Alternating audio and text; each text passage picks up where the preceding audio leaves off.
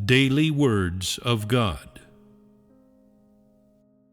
During the last days, God has come chiefly in order to speak His words. He speaks from the perspective of the Spirit, from the perspective of man, and from the perspective of the third person. He speaks in different ways, using one way for a period of time, and uses the ways of speaking to change the conceptions of man and remove the image of the vague God from man's heart. This is the main work done by God.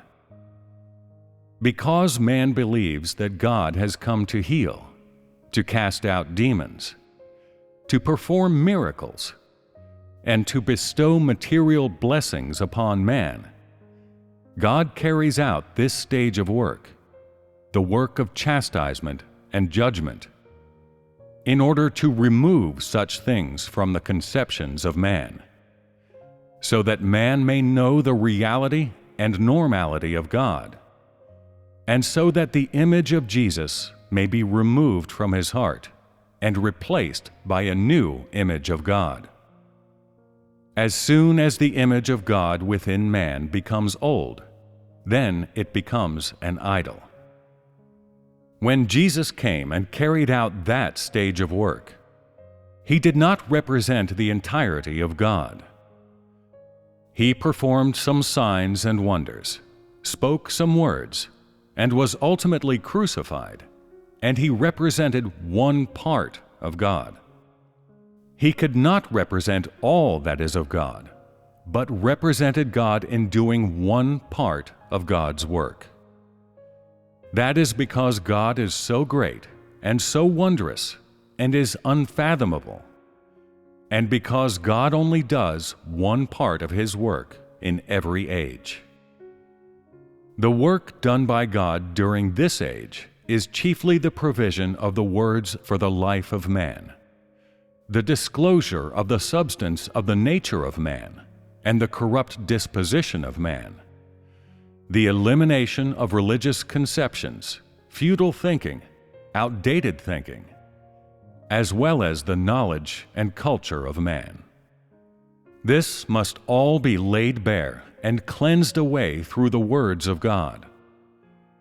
In the last days, God uses words and not signs and wonders to make man perfect.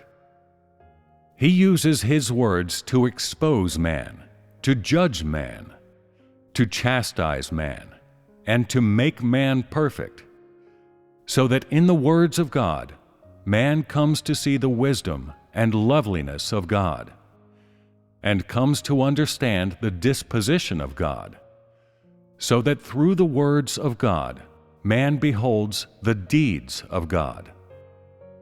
During the age of law, Jehovah led Moses out of Egypt with His words, and spoke some words to the Israelites. At that time, part of the deeds of God were made plain, but because the caliber of man was limited, and nothing could make his knowledge complete, God continued to speak and work.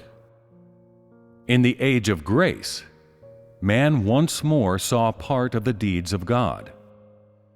Jesus was able to show signs and wonders, to heal and cast out demons, and be crucified, 3 days after which He was resurrected and appeared in the flesh before man.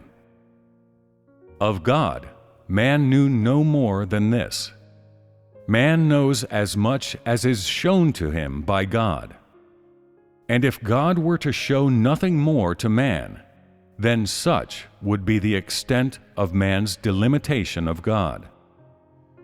Thus, God continues to work, so that man's knowledge of Him may become deeper, and so that he may gradually come to know the substance of God.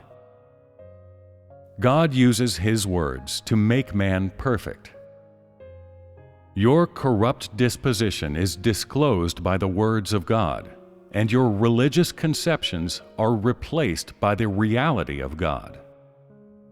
God incarnate of the last days has chiefly come to fulfill the words that, the Word becomes flesh, the Word comes into the flesh, and the Word appears in the flesh.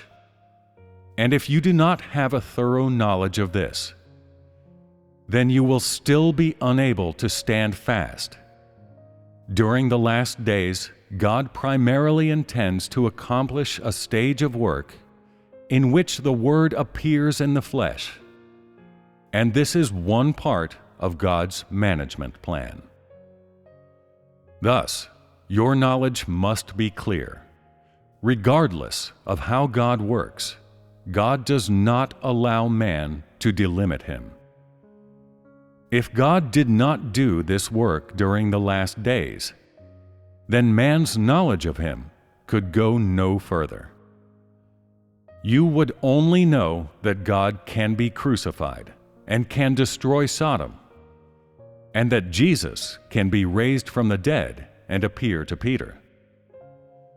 But you would never say that God's words can accomplish all and can conquer man. Only through experiencing God's words can you speak of such knowledge. And the more of God's work that you experience, the more thorough your knowledge of Him will become. Only then will you cease to delimit God within your own conceptions. Man comes to know God by experiencing His work, and there is no other correct way to know God.